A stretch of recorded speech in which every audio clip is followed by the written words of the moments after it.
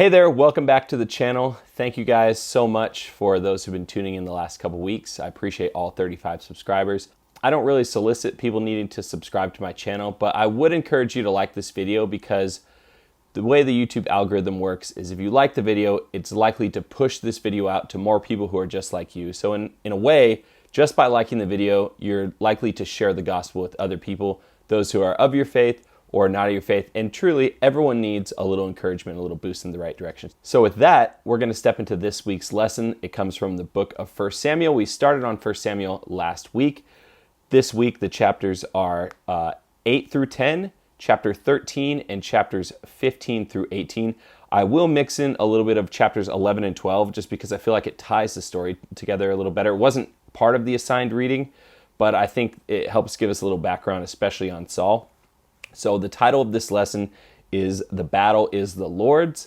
And for those of you who are reading this for just like a little bit more insight for lessons that you're teaching, we know that this lesson is primarily about David and Goliath, and it's doubtful that I will teach you anything new regarding the story of David and Goliath, but hopefully we can gather some new insights. And most importantly, as I was reading my scriptures this week, I came across a chapter in the book of Alma, and I won't spend any time talking about what I personally learned, but as I was reading the chapter, I started with this thought in mind: why is this in the scriptures, right? Because we know that the authors of the Old and New Testament, the Bible as we know it, and the Book of Mormon, we know that there wasn't really any wasted space. As we read, even if we're reading something that's like a war chapter or something that seems very nominal, just process, why is this in the scriptures? And hopefully this will help in your reading this week. So we'll start in 1 Samuel chapter 8. And we know that Samuel was a judge over Israel. We learned a lot about judges in the past few lessons about how they were kind of called to help save the people, what we would call a prophet in our day. They were called judges back then. And so we're just going to read the first few verses here. And it came to pass when Samuel was old that he made his sons judges over Israel. Now, the name of his firstborn was Joel, and the name of his second Abiah, and they were judges in Beersheba. And his sons walked not in his ways, but turned aside after lucre, and took bribes, and perverted judgment.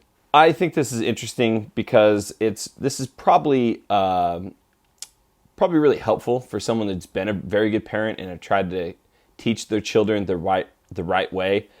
Samuel is coaxing his sons to become priests, and they do. So he's a good parent. He wants his kids to do well. He's a prophet, okay? I imagine he's living a pretty righteous life, and still his sons made choices that were not in line with the covenant path.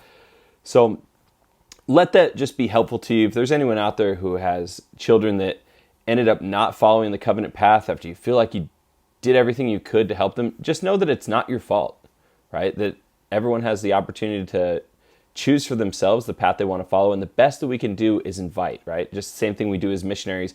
We invite people to come unto Christ. That's all. I can imagine this is very difficult on Samuel, and he's trying to figure out how best to move society forward, being in his old age. Then the elders of Israel gathered themselves together and came to Samuel in Ramah and said unto him, Behold, thou art old, and thy sons walk not in thy ways. Now make us a king to judge like us all the nations. So it was probably customary for his sons just to take on that role of being the judge in Israel. But everyone, even the people in this society at this time who were not necessarily fully righteous themselves, they recognized the things that his sons were doing were not worthy of being their leaders and ones to be able to enact judgment on the people. So they said, we want a king instead. Samuel goes to the Lord like he does for everything else. Verse 7, and the Lord said unto Samuel, Hearken unto the voice of the people in all that they say unto thee, for they have not rejected thee, but they have rejected me, that I should not reign over them. So the God of Israel is supposed to lead the camp, right? Not a man. Samuel's just a person, right? And they didn't want another person like Samuel. They said, since your kids aren't righteous, we just want a king instead. We don't need a judge. But they have rejected me, that I should not reign over them. Verse 8, according to all the works which they have done since the day I brought them out of Egypt, even unto this day, wherewith they have forsaken me and served other gods, so do they also unto thee. So Samuel is getting instruction from the Lord that whatever the people want, just let them have it. This is their own fault, their own doing. They're not rejecting you, they're rejecting me. So the Lord tells Samuel, hey, when you tell them they're going to get a king, just warn them of what's going to happen if they get a king instead of a righteous judge. Verse 18, ye shall cry out in that day because of your king, which ye shall have chosen you, and the Lord will not hear you in that day. Nevertheless, the people refused to obey the voice of Samuel, and they said, nay, but we will have a king over us. So verse 22, and the Lord said to Samuel, hearken unto their voice, and make them a king. And Samuel said unto the men of Israel, go ye every man unto this city. I think this is very interesting that people tend to choose this over time as society fades from righteousness. They would prefer to have a figurehead, a man that not necessarily in the stead of God, like a prophet, speaking for the Lord, or a judge in this time, but they just prefer a civil leader, right? And this is the same thing that King Benjamin warned the people of, that, cool, I'll be your king, but guess what's going to happen? That you're not always going to have righteous kings. If you could always guarantee a righteous king, I would say have kings forever. But we know that as the nature of disposition of almost all men, as soon as they get a little authority, as they suppose, they will immediately begin to exercise unrighteous dominion, okay? And this story is no different. Now, this character that we learn about, who really doesn't have a prominent place in the scriptures, but really should, is a man named Saul. And I think that there is a Saul in literally every one of us, especially members of the church, because Saul is a really good guy. He really just wants to do good things. And not only that, he really wasn't seeking power. He didn't come to Samuel and say, hey, they're looking for a king. I'll be the king. In fact, it's even crazier than that. He does the exact opposite. We're going to dive into it. So among the people of Benjamin, there was a man whose name was Kish. He had a son who had a son, and sons and sons and sons and sons. And verse 2, and he had a son whose name was Saul. Now listen to how Saul is described here. And tell me if this isn't somebody that you would want to be your king. And not only that, are these words that you would wish would be described of you? Saul, a choice young man and a goodly. And there was not among the children of men a goodlier person than he. From his shoulders and upward, he was higher than any of the people. Right? And this is fantastic foreshadowing here. That he was basically from the shoulders up taller than every Israelite. I mean, that would make it really, it's like seeing Shaq. I actually saw Shaq in the airport in Chicago like 10 years ago. And it's just so noticeable how much larger he was than every other human being. And I imagine this was like Saul, right? That he's just so much bigger than everyone else. And not only that, he was just there was none among the children of Israel a goodlier person than he. Now, talk about having the whole package, right? That's the person you want to be your king. And don't get me wrong, I wouldn't mind being a little taller myself. And this is a fantastic story. And this is something that isn't really even part of the lesson, but something that just endeared me so much as I read it. And I want you to pay attention because we're going to focus a lot on this here. A little backstory. Saul's dad had lost 3 of his mules, and he sends Saul on a mission to find them, right? Verse 4, he passed through the mount of Ephraim and passed through the land of Shalisha, but they found them not. Then they passed through the land of Shalem, and they were not. And he passed through the land of the Benjaminites, but they found them not. And when they were come to the land of Zuph, Saul said to his servant that was with him, come, let us return, lest my father leave caring for the asses and take thought for us. And he said unto him, behold now this is the servant speaking, behold now, there is in this city a man of God, and he is an honorable man. All that he saith cometh surely to pass. Now let us go thither. Peradventure he can show us our way that we should go. Then said Saul to his servant, but behold, if we go, what shall we bring the man? For the bread is spent in our vessels, and there is not a present to bring the man of God. What have we? And the servant answered Saul again and said, behold, I have here at hand 1/4 part of a shekel of silver. That will I give to the man of God to tell us our way. Now, I think they're kind of naive about the role of a prophet. He's not like Miss Cleo that you pay him money and he tries to predict your future, right? The prophet just speaks for the Lord. That's it. Verse 9, before time in Israel, when a man went to inquire of God, thus he spake, come and let us go to the seer. For he that is now called a prophet was before time called a seer. And I think that's very similar to Mosiah 8 verse 8, or it's either 8 verse 8 or 9 verse 9, talking about that a seer is greater than a prophet, right? Moses said that he wished we could all be prophets, and the New Testament says that anyone has a testimony of Jesus, therefore is a prophet. Well, in ancient times, those who were called seers were what we call a prophet in our time. And I think that's kind of why when we reference the leaders of our church, we say they're prophets, seers, and revelators, right? They're the whole package. Verse 10, then said Saul to his servant, well said, come, let us go. So they went unto the city where the man of God was. Now, let's pause for a second. They're on a good errand right here, right? They're doing what they're supposed to do. They're trying to help out Dad. They go to 3 cities, the Mount of Ephraim thrown in there as well. Couldn't find what they were looking for. Get to Zuph, and the servant recognizes, hey, we're here. There is a guy that can help us here. Verse 14 to 17, and they went up to the city, and when they were come into the city, behold, Samuel came out against them. And if you look at the footnote, it says he came toward them or to meet them. He's not coming out to fight them. For to go up to the high place.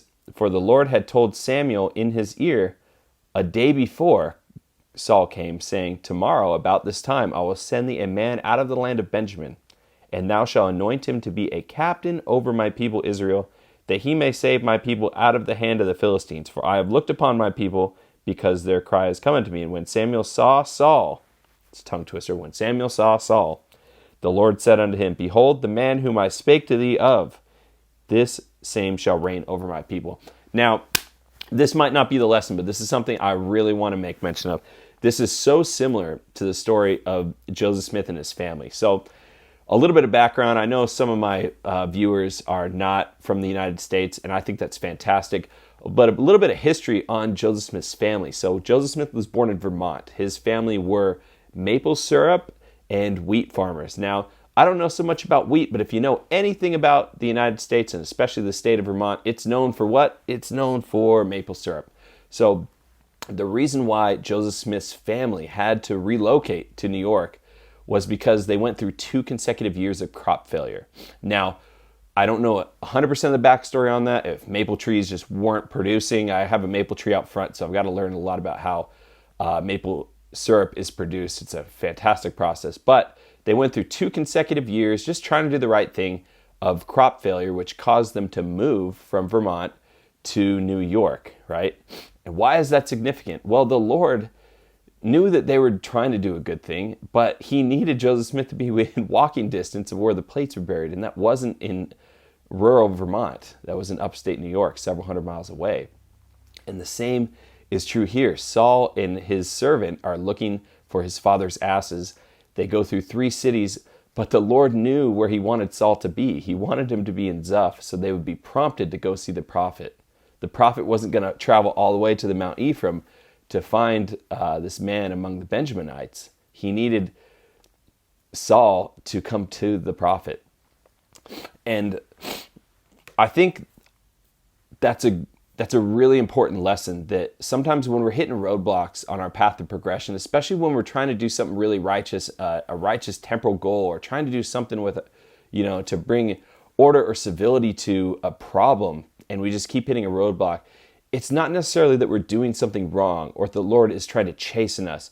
Maybe it's because the Lord needs us to be in a specific place to make a certain thing happen that we may not even know of, that's going to bless and benefit our life. In this case, had Saul found his father's flocks right there at the first place he checked, he would have never made it to Zuph. He may have missed out on the opportunity to become the king. Had Joseph Smith's family continued to have their crops just produce like wildfire up in Vermont, they may have never been prompted to relocate, and who knows what may have happened in terms of the restoration, right? So just think about that when you feel like you're trying to do the right thing and you just can't seem, your opportunity's not coming, that you just can't, the Spirit's just not leading you to the answer that you want. Maybe it's because the Lord's trying to draw you another way. And remember, we were talking about Saul and how he wasn't necessarily someone that was seeking for power. Verses 19 to 21, and Samuel answered Saul and said, I am the seer. Go up before me unto the high place, for ye shall eat with me today, and tomorrow I will let thee go, and will tell thee all that is in thine heart. As for thine asses that were lost for 3 days ago, set not thy mind to them, for they are found. And on whom is all the desire of Israel? Is it not on thee, and on all thy father's house? And Saul answered and said, so I think it's great. So he's like, oh yeah, the thing you were coming for? Yeah, that's already taken care of. What I need you to do is listen to me, because I got some way bigger news for you. Verse 21, and Saul answered and said, am I not a Benjaminite? and the smallest of the tribes of Israel, and my family is the least of all the families of the tribe of Benjamin. Wherefore then speakest thou so to me? So I think this is a cool history lesson. So the tribe of Benjamin was the smallest of the tribes, and actually when the tribes of Israel separated into the northern kingdom, which eventually became the lost 10 tribes that were taken into captivity, and the southern kingdom, which is just commonly referred to as the Jews, it was actually 2 tribes that were in Jerusalem. There were the tribe of Judah and the tribe of Benjamin is kind of just swallowed up into the tribe of Judah. So those modern day Jews who trace their lineage back to ancient Israel, who believe that they are descendants of Judah, while they are, it's a virtual certainty that they are also descendants of the tribe of Benjamin as well. So I think that's really cool that Saul was of this tribe, that, those people that continue to inhabit Jerusalem thousands of years later. Verses 22 to 25, Samuel throws on a banquet with 30 people, and Saul is put in the king's chair. He probably has no idea what's really going on, other than like, yeah, I know I'm not supposed to be here. This isn't my, I'm sitting here with like the elites, and I'm sitting at the best chair at the table. Something's got to be off. Verse 26, and they arose early the next day, and it came to pass about the spring of the day that Samuel called Saul to the top of the house, saying, Up, that I may send thee away. And Saul arose, and they went out, both of them, and he and Samuel abroad. And as they were going down to the end of the city, Samuel said to Saul, Bid the servant pass on before us. And he passed on. So he's just saying, hey, tell your buddy to go pick dandelions. I need to talk to you one-on-one here. But stand thou a little while, that I may shew thee the word of God. Samuel tells him, hey, this is what I'm about. The Lord wants me to call a king. They're demanding a king. And guess what? Who better than the tallest, the nicest, and the best looking guy in all of Israel to be the king? Yep, I think it's you. Chapter 10, Samuel calls all the tribes together. I don't think Saul had even been prepared for what was about to happen. But verse 17 in chapter 10, and Samuel called the people together unto the Lord to Mizpah, and said unto the children of Israel, Thus saith the Lord God of Israel, I brought up Israel out of Egypt, and delivered you out of the hand of the Egyptians, and out of the hand of all the kingdoms, and of them that oppressed you. And ye have this day rejected your God, who himself saved you out of all your adversaries and your tribulations. And ye have said unto him, Nay, but set a king over us. Now therefore present yourselves before the Lord by your tribes and by your thousands. So right there, Samuel is just rebuking them in a very subtle way, rebuking them for their stupid request to not have the Lord to be their king, but to have somebody among them be their king who may not necessarily lead them down the covenant path. And there's just know that there's a little bit of Saul in all of us. The good side right here that we learn, and also the side that we learn about later, the not so great side. And when Samuel had caused all the tribes of Israel to come near, the tribe of Benjamin was taken. And when he had caused the tribe of Benjamin to come near by their families, the family of Matri was taken. Saul, the son of Kish, was taken. And when they sought him, he could not be found. Therefore they inquired of the Lord further, if the man should yet come thither. And the Lord answered, Behold, he hath hid himself among the stuff. I just love how the word stuff is found in the scriptures. And they ran and fetched him thence. And when he stood among the people, he was higher than any of the people from his shoulders and upward. So it's so notable how tall he was that they mentioned it again. It's actually mentioned a third time, talking about the story of David and Goliath. 24, and Samuel said to all the people, See ye him whom the Lord hath chosen, that there is none like him among all the people? And all the people shouted and said, God save the king. And then Samuel told the people the manner of the kingdom, and wrote it in a book, and laid it up before the Lord. And Samuel sent all the people away, every man to his house. And Saul also went to Gibeah, and there went with him a band of men whose hearts God had touched. But the children of Belial said, How shall this man save us? And they despised him and brought him no presents, but he held his peace. So, does this sound like a guy who is seeking power? When they called his name to come up and put on the crown, he went hiding. They had to pray to find out where he was. That's how he must have been very well hidden, that he kind of knew that something was up. He went and hid himself so well that they had to pray to find him. I've never been in a game of hide and seek so intense that I had to pray to find the person I was looking for. And chapter 11, not necessarily part of the lesson, but it's kind of Saul's coming out party. And so I want to make sure that we just get a little bit more background on him and what he was up to. Ammonites, they're camped around the Israelites, and they want to go to battle. Just like, who doesn't want to battle the Israelites, right? So verse 2, and Nahash the Ammonite answered them, after the Israelites had asked for a kind of a plea deal or some peace, on this condition will I make a covenant with you, that I may thrust out all your right eyes and lay it for a reproach upon all Israel. So that was the request. The Ammonites said, we'll leave you alone as long as you let us stab all your right eyes out. You know, there's this kind of coming of age that Saul, he has the mantle of the Lord on him, even though the Lord didn't want them to have a king, knowing what will happen over time, that right, eventually kings, you know, the power goes to their head, that they'll take the best of everyone's stuff and keep it for themselves and glut themselves and enrich themselves. But at this point, Saul was the man. Verse 11, so it was on the morrow that Saul put the people in 3 companies. This sounds very similar to Gideon here. And they came in the midst of the host in the morning watch, because the Ammonites had planned to combine with Gabish in the middle of the day and come upon the Israelites. So like Saul's like, no, we're not going to wait for that. We're going to sneak attack in basically the first thing in the morning. Came into the midst of the host in the morning watch and slew the Ammonites in the heat of the day. And it came to pass that they which remained were scattered, so that 2 of them were not left together. And the people said unto Samuel, who is he that said, shall Saul reign over us? Bring the men that we may put them to death. So remember the chapter before, there were some people say, what's Saul going to do to bring us out of bondage? Let's find those people and kill them. All right. And this is a sign of a great leader right here. Verse 13, and Saul said, there shall not be a man put to death this day, for today the Lord hath wrought salvation in Israel. So this is exactly what God has always wanted for the people, right? A judge or a prophet to lead the people, to invite them to obey the covenants and the commandments of the Lord, and give all the glory to God when you are delivered. And so that's exactly what Saul does this day. So now that we know a little bit about him, let's keep going. Chapter 12, Samuel is basically on his deathbed here, and he gives that, the old Lehi speech from 2 Nephi chapter 2. This is verse 12 through 15. Now when he saw that Nahash, the king of the children of Ammon, came against you, ye said unto me, nay, but a king shall reign over us, when the Lord your God was your king. Now therefore, behold the king whom ye have chosen, and whom ye have desired. And behold, the Lord hath set a king over you. If ye will fear the Lord, and serve him, and obey his voice, and not rebel against the commandment of the Lord, then shall both ye and also the king that reigneth over you continue following the Lord your God. But if ye will not obey the voice of the Lord, but rebel against the commandment of the Lord, then shall the hand of the Lord be against you as it was against your fathers. So this is no different than, I think it's actually 2 Nephi chapter 1, the first time we see that if you keep the commandments of the Lord, you'll be blessed in the land. If you don't keep the commandments, you'll be swept off the earth, or the Lamanites will be a scourge unto you, or you'll fall into bondage, or this, that, and the other, right? So it's the same thing as God is a God of patterns, no different with these people.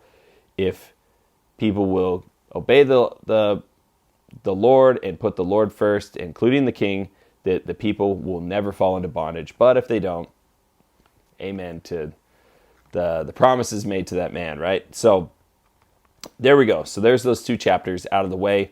And this is great because at the beginning of chapter 13, Saul had been in power for 2 years at this point, and he finally decides to set up like the first professional army. It kind of just been a well-trained militia up until this point. And he decides, now we need something more serious. People that this is literally their job to protect this kingdom. So verses 1 and 2, and Saul reigned 1 year, and when he had reigned 2 years over Israel, Saul chose him 3,000 men of Israel, whereof 2,000 were with Saul in Mishmash in the Mount Bethel, and 1,000 were with Jonathan, who we learn later is actually Saul's son, in Gibeah of Benjamin, and the rest of the people he sent every man to his tent, right? So first army set up, he sets his son to be one of the captains over 1,000 people, and this wasn't a voluntold militia. These are people that kind of had signed up and were chosen, right? Unlike before, it's like, hey, we got to defend ourselves. No, these are militants,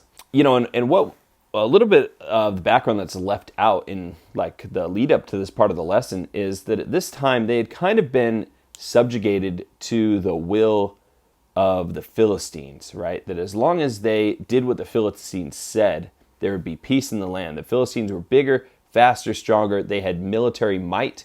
They were seafaring, so they had trade routes with the Greeks and others along the Mediterranean Sea. And thus, they were the only people in the area that had swords, right? And they allowed the Israelites to come and sharpen their plowshares, which they gave, or sold to them, because the Israelites at this time did not have iron. So they came and for a price, they could sharpen their plowshares, but they essentially never sold them the R&D that they had put into developing weapons. So when the Philistines wanted to go to battle with them, the Israelites didn't have swords. The only people that had swords at this time were basically the royalty, the only people that could afford it, because the Philistines didn't sell weapons, right? Verses 3 and 4. And Jonathan, this is of his own free will and choice, his volition, took his 1,000 people and smote the garrison of the Philistines that was in Geba. And the Philistines heard of it. And Saul blew the trumpet throughout all the land, saying, "Let the Hebrews hear." And all Israel heard say that Saul had smitten a garrison of Philistines, and that Israel also was had in prominence with the Philistines. And the people were gathered together after Saul to Gilgal. And I was just reading some excerpts on this chapter on a Christian website, talking about how it is with the spiritual Philistines in our lives, that the Philistines, as long as the Israelites didn't step out of line, didn't stand up for themselves, there was peace, right? In fact, they were probably well liked to the Philistines as long as they didn't stand up for themselves. And, with our spiritual enemies, as long as we are weak and subjected to their will, they're left alone. As soon as we stand up for the Lord, that's when we tend to encounter problems, right? As soon as we begin to be bold, we face these spiritual enemies head on. And it's no truer than those of you who are missionaries or may have heard stories like this. It seemed like to a fault, the day or a few days leading up to someone getting baptized, someone in their family tree or some friend would come out of the woodwork and try to encourage them or just vehemently discourage them from joining the church, right? People who did not care at all what church, if any, they were going to be for. As soon as they want to make a covenant with God and be baptized by someone holding priesthood authority, all of a sudden people come out of the woodworks and want to share with them all the reasons they shouldn't do it, right? And so I just think that's a great lesson to learn, that if we have haters who are upset at us following the covenant path, well, just know that we're probably on the right track, okay? And I think what's interesting here is this is where we see now Saul's been in charge for 2 years. We see that his heart is changing, right? Because this was a day and age that when there was a battle that ensued, the king was typically the captain who would go out, not just part of the battle, he'd go out on the front lines with the people, right? And so after a garrison of the Philistines had been slain,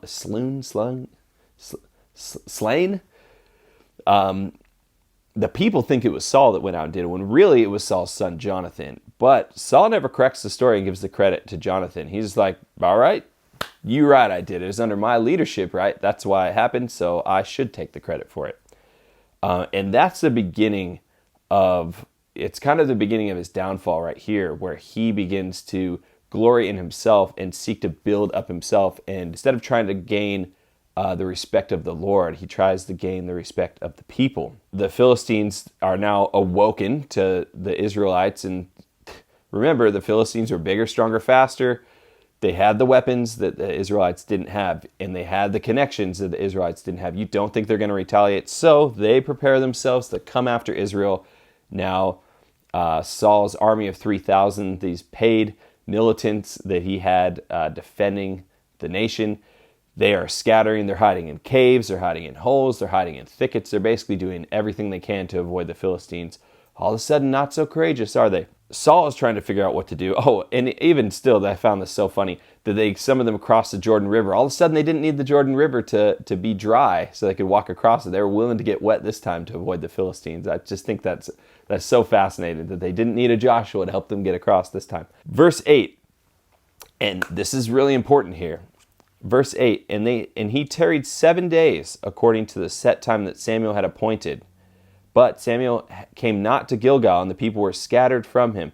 Now, at this point, Samuel had told him that, hey, in a week's time, I'm going to come. I'll provide the sacrifice to the Lord, that he will be our protection and our refuge from the storm of the Philistines. Just wait 7 days, I will come, okay? And Saul said, bring thither a burnt offering to me, and make peace offerings. And he offered the burnt offering. Verse 10, and it came to pass, as soon as he had made an end of offering the burnt offering, behold, Samuel came And Saul went out to meet him, that he might salute him. And that translates, it doesn't say it in the footnote here, but what it says in Hebrew is that he went out to bless him. As Samuel's coming, he wants to go bless Samuel on his way in. And this is the end for Saul. Saul knew that Samuel was coming. He had lost faith that Samuel was coming, and he chooses to make the offering himself rather than let Samuel do it when he comes. Now, there's a reason why this is so wrong, and it took me a little bit to understand this, but let's read a little bit about what Samuel says, verses 11 and 12. And Samuel said, "What hast thou done?" So he's asking for a confession from Saul here.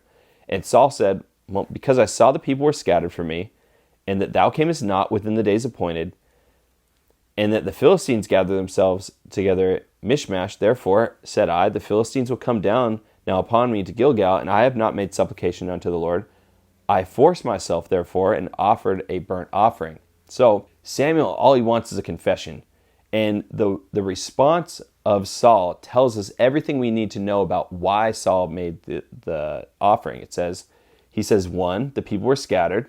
I had to show them I'm here to lead them, right? I'm their king. Number 2, you didn't come in time, Samuel. This is your fault. Number 3, the Philistines are coming to attack us now, and no one had offered a sacrifice yet to get the Lord's help. So I had no choice. I had to do this.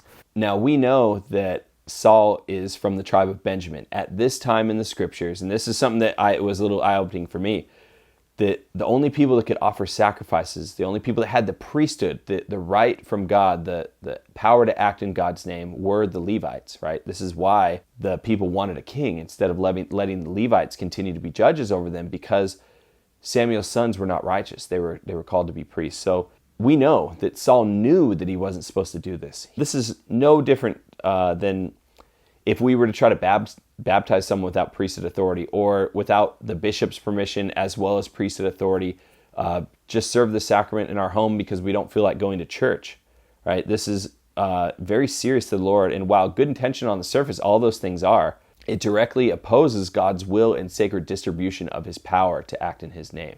We know that the Lord takes this very seriously. In fact, in 2 Chronicles, Uzziah does the same thing. He mixes his civil authority in with the work of the priest, and he is stricken with leprosy. So God does not take kindly to people trying to use his authority or lack thereof to perform sacred ordinances. And here's what he says. Samuel said to Saul, verse 13, "Thou hast done foolishly. Thou hast not kept the commandment of the Lord thy God when he commanded thee. For now would the Lord have established thy kingdom upon Israel forever, but now thy kingdom shall not continue. The Lord hath sought him a man after his own heart, and the Lord hath commanded him to be a captain over his people, because thou hast not kept that which the Lord commanded thee." So he's saying the Lord doesn't need someone that's a foot taller, better looking, and nice guy to lead. What he needs is a disciple, and you are not that. You didn't do this out of fear. You did this because you felt that, someone's got to do it. Samuel, you're wrong for not being here. We got to offer sacrifice. I don't have the priesthood. I'm going to do it anyways. And we just can't have that. Like, that just shows your character right there. So that helps us with the lead up into chapter 15. Now, what is important to note is that Saul still reigned for another 20 years. He didn't just die on the battlefield the next day. But it's, historically, monarchies kind of just go through the family, and Saul was told, this isn't going to happen for you. When you're done, that's it. There's no legacy for you. Chapter 14 and the beginning of chapter 15 is just Saul winning battle after battle after battle. It is on the winning team, right? And so typically what the Lord asked the people was not to keep anything. I don't need sacrifices of these people's stuff. I need you to kill every man, woman, child, and animal, cleanse the land. So chapter 15, 14 through 22, and I'll try to read quick, but this is important part. I can't really glaze over this part of the story. As if Saul didn't learn his lesson. Verse 14, "And Samuel said, What meaneth then this bleating of the sheep in mine ears, and the lowing of the oxen which I hear? And Saul said, They have brought them from the Amalekites, for the people spared the best of the sheep and the oxen to sacrifice unto the Lord thy God, and the rest we have utterly destroyed. Then Samuel said unto Saul, Stay, and I will tell thee what the Lord hath said unto me this night. And he said unto him, Say on. And Samuel said, When thou wast little in thine own sight, was thou not made the head of the tribes of Israel? And the Lord anointed thee king over Israel. And the Lord sent thee on a journey and said, Go and utterly destroy the sinners, the Amalekites, and fight against them until they be consumed. Wherefore then didst thou not obey the voice of the Lord, but didst fly upon the spoil, and didst evil in the sight of the Lord? And Saul said unto Samuel, Yea, I have obeyed the voice of the Lord, and have gone the way which the Lord sent me, and have brought Agag the king of Amalek, and have utterly destroyed the Amalekites. But the people took of the spoil sheep and oxen, the chief of the things which should have been utterly destroyed, to sacrifice unto the Lord thy God in Gilgal. And Samuel said, Hath the Lord as great delight in burnt offerings and sacrifices as in obeying the voice of the Lord? Behold, to obey is better than sacrifice, and to hearken than the fat of rams. And I believe that this verse is a scripture mastery. It's been a while. That last verse, verse 22, Saul is trying to create his own rules, ways that he can get blessings and show God that he is, on his side, and I'm following you. I kept the best ones. I sacrificed them to you just like you like. That's what Israelites do, right? We sacrifice stuff. But God asked them to kill everything. He didn't ask them to sacrifice anything to him. He said, kill it all. And, it's made me think there are a lot of Christians that like to, and it's no particular denomination. There are people in our church as well that like doing this. A lot of Christians like to sacrifice something in the 40 days leading up to Easter as a way of showing a commitment to the Lord, to give up something they might enjoy, even though whatever they give up might not necessarily be a sin. Somebody might give up ice cream or soda or something that, just to show that they want to sacrifice something that's hard for them, maybe an addiction or something, and show the Lord, hey, I really want, to walk with Christ. But even though I don't personally practice myself, I don't see a problem with doing this. I think it's kind of cool, actually. But what the Lord prefers is us to just be obedient to things he's already asked of us 365 days a year. He doesn't need a sacrifice, right? He just needs obedience. He needs disciples. So chapter 16, Samuel is, he's already made this decree unto Saul that, the kingdom's not going to stick with you. So he's going out to find the next king, right? The next person that's going to lead the Israelites.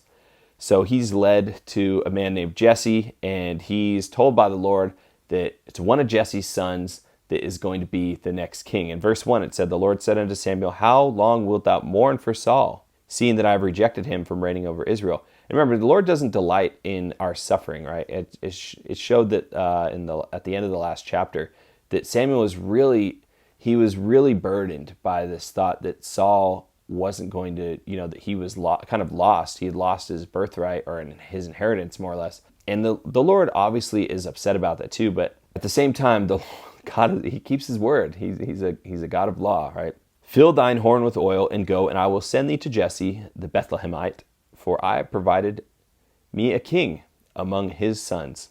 And Samuel said, How can I go? If Saul hear it, he will kill me. And the Lord said, Take an heifer with thee, and say, I have come to sacrifice to the Lord. And I just love that part, because that's what Saul likes doing most, right? He likes doing sacrifices that don't matter for things that don't matter. And so what better way than to disguise your intentions by saying, we're going to do some sacrifices. And this is great. So Jesse has 8 sons. Samuel goes to the first 7. And the Lord didn't tell Samuel which of the sons it was going to be. And that's kind of the pattern that he follows. He gives us line upon line, precept upon precept. He says, hey, here's where you're going to go. And I'll kind of tell you along the way. I'll tell you which son's the right one. After Samuel had gone through several of the sons, the Lord said unto Samuel, verse 7, Look not on his countenance or on the height of his stature, because I have refused him. For the Lord seeth not as man seeth. For man looketh on the outward appearance. He looketh on the guy that's head and shoulders taller than every other Israelite, right? But the Lord looketh upon the heart.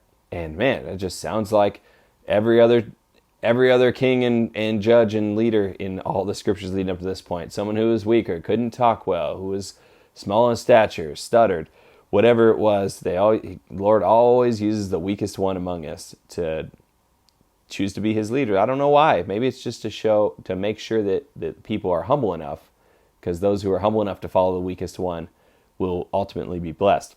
And then this is great. So verse 11, after Samuel's gone through all the 7 sons, and the Lord said, Nope, not this one, not this one. Samuel says unto Jesse, Are here all thy children?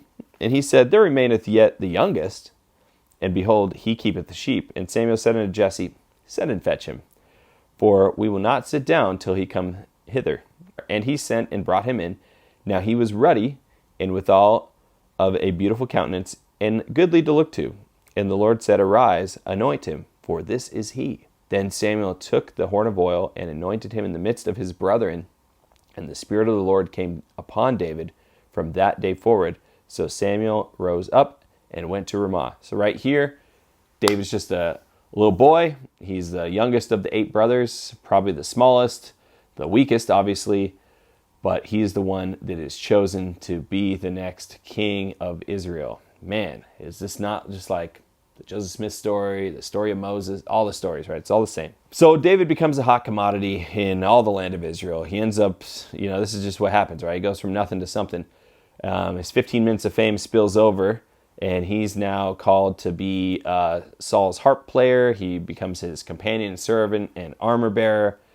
And here we go. And here's where it gets better. The story of David and Goliath. I guess that's, there's no way to provide any foreshadowing since we all know the story. What I did find kind of interesting is it talks about Goliath being 6 cubits, which we always were told that it was like 18 inches, but I guess it's kind of a range. It's from the elbow to the end of the fingers. So he was somewhere between 8'5" and 9'2", which is kind of insane considering the tallest NBA player that I can ever remember was like 7'7". I think Yao Ming was 7'7". George Mirasan, 7'7", right? I've never personally heard of anyone taller than that. But in the 1940s in America, there was a guy who was 8'11". He died at 22. So as absurd as this idea that Goliath was somewhere between 8.5 feet to 9 feet, this story is believable. Even in modern day history, there are people that were this tall. And we know that Goliath was from the city of Gath, which in Joshua chapter 11, which is like 400 years earlier, it said that there were still people known as the Anakim there in his day. And so the Anakim were known as being like giants in the land. And so it stands to reason that 400 years later, there were still ridiculously large-sized men living in the city of Gath in Saul's day. So it's not really a stretch to think that these people lived. It'd be kind of cool if there were a whole city of 9-foot-tall people in our day, but I haven't seen it yet. I don't know if this was like a common thing that they did, but at least at this time, for this battle, the Philistines were the biggest, the baddest, the fiercest, the strongest. There's like the America of the day, right? They had everything. They got the drones and the tanks and all that, but really they had swords and no one else had swords. So Goliath, being the head and shoulders taller above everyone else, he said, hey, what we should do, rather than waste time having this giant battle and have a bunch of my people get killed, how about you just send your best out and we'll go 1 for 1 for the kingdom, which actually is not a terrible idea, that you could just solve an entire war with one person dying. It's just the unfortunate thing is everyone kind of knew that, Goliath is bigger and badder and faster and stronger, and so that one person is going to be someone from our side. And I love this because, as we've learned, Saul was head and shoulders taller than everyone. So who do you think people were looking to? Like, hey, is anyone going to go fight this Goliath guy, Saul? Everyone's like, who's the obvious choice right now? It's Saul to go and fight. And so verse 9, this is what Goliath says, and if he be able to fight me and to kill me, then will we be your servants. And if I prevail against him and kill him, then ye shall be our servants and serve us. Verse 11, and when Saul and all Israel, I love how it says all Israel, but it's really, when Saul heard those words of the Philistine, they were dismayed. He was dismayed and greatly afraid, right? Because everyone's expecting Saul to be the one to go out there. Remember? Oh, hey, Israel, you prayed for a king, right? Well, what's your king going to do? Verse 16, it says that he presented himself on the hillside for 40 days. And we learned in Hebrew numbering system that, each number has a purpose or a meaning. 40 days in Hebrew just means a really long time. And it could have been exactly 40 days, but he was doing this day after day, going out there, mocking the Israelites, telling them, come on, send your best. I'm ready for you whenever you are. And we'll just keep waiting until somebody wants to fight me. And so I can imagine this every day being mocked and mocked. Who knows? It could have been longer than 40 days that they were just being mocked by Goliath. It had to have been just putting fear into their hearts every day. And so at some point, David comes up and he's bringing provisions. A couple of his brothers, I think it said 3 of his brothers, in fact, were in the army. And so he brings provisions up, and this is where he hears of the challenge. Verse 25, And the men of Israel said, have you seen this man that is come up? Surely to defy Israel is he come up, and it shall be that the man who killeth him, and the king will enrich him with great riches, and will give him his daughter, and make his father's house free in Israel. So this is pretty awesome. If you'll fight Goliath and kill him, you get a cash prize, you get a princess, and you evade taxation. That actually doesn't sound like a terrible plan to risk your life, especially at a time when people weren't living, some people were living to like 120, but I imagine life expectancy with all these wars probably wasn't super high. Gee, that doesn't sound too terrible to me. Verse 26, and David spake to the men that stood by him, saying, what shall be done to the man that killeth this Philistine, and taketh away the reproach from Israel? For who is this uncircumcised Philistine that he should defy the armies of the living God? And the people answered him after this manner, saying, so shall it be done to the man that killeth him. So David's like, wait, what's going to happen? All somebody has to do is go with the protection of the Lord against this uncircumcised Philistine. You get the trifecta. You basically win the lottery, get the beautiful princess and marry into the royal family, and you never pay taxes again. I mean, yes, please. So David was not motivated by these things, though these were cute, but he was motivated by something greater than this. He was motivated by showing that the Lord God was in power. So he goes to Saul in verse 32, and David said to Saul, let no man's heart fail because of him. Thy servant will go and fight with this Philistine. I'll go. I'm the weakest guy, but no one else wants Saul. No one else wants to fight him, Saul. So I'll go instead. I'm not sure if he was trying to prompt Saul to act, but David really was being serious. And Saul said to David, thou art not able to go against this Philistine to fight with him, for thou art but a youth, and he is a man of war from his youth.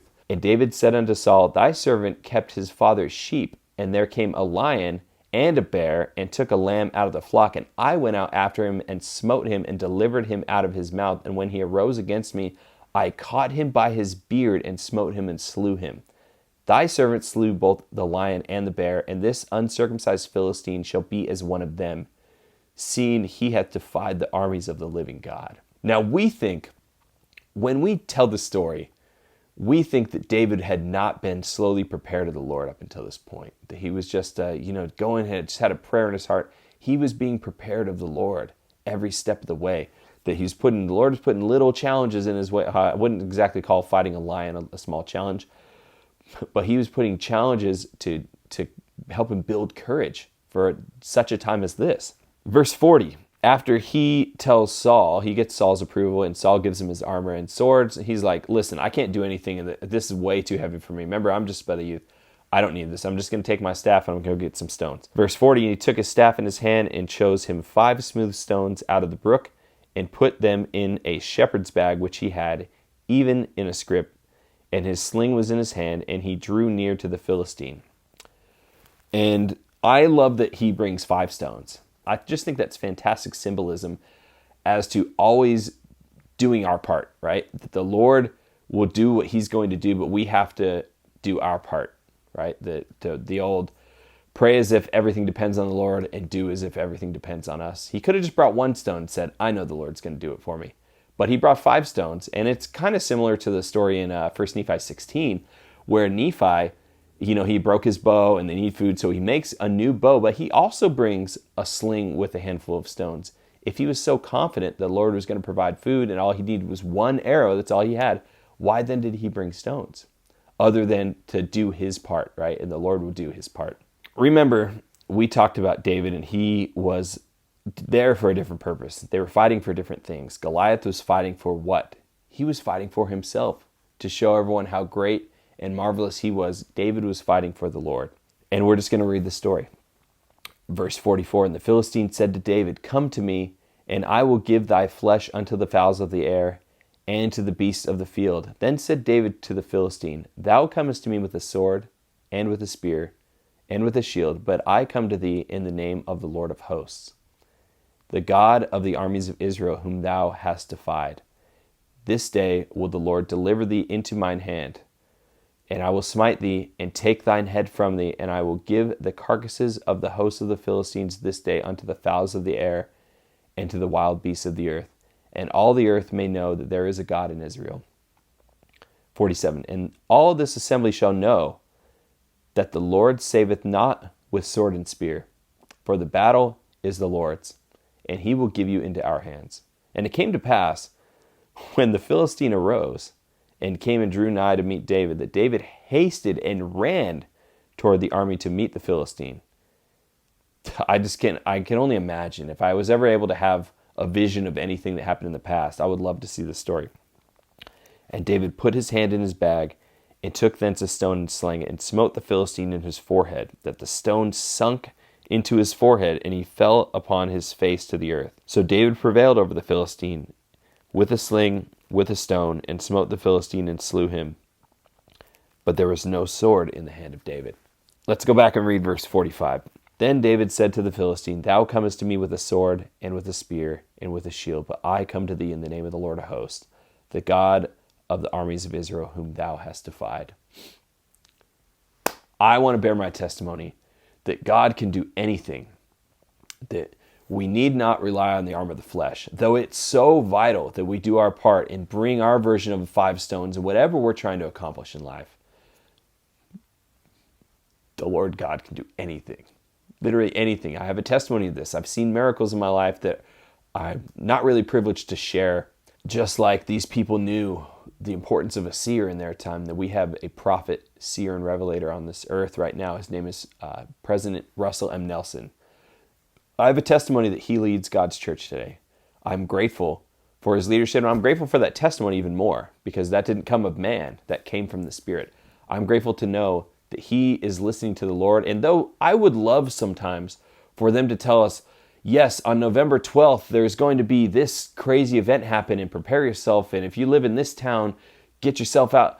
I really wish that it happened like that all the time, but the Lord gives us line upon line, precept upon precept. He gives us the Holy Ghost so that we can receive revelation for ourselves, and if we're the priesthood leader in our family, for our families. If you don't have the priesthood in your home, whoever is the head of your home, you are the one that has received revelation for your family. I have such a strong testimony of this path and this promise that the Lord gives us, that when people are righteous, when they're willing to listen to a prophet, seer, and revelator, they will be blessed. When they're not, they're cut off. When they're righteous, they obtain the Spirit. When they make covenants with me, they have the mantle of the Lord to be upon them. This is just a pattern he's followed since ancient times. He does it the same for us today. I share my testimony that in the name of the Lord Jesus Christ, amen.